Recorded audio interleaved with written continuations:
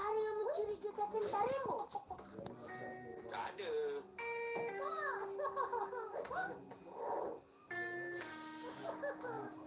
Atau tahu mana Rimbo suka pergi?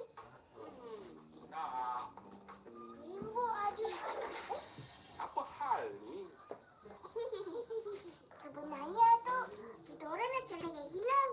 Kita orang sok, Rimbo yang ambil. Tarik minta aja handphonenya. Sambil makan. Tahu enggak? Tuhan jatuh. Belanja 50,000.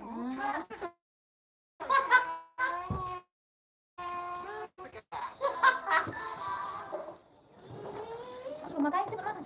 Dua potong.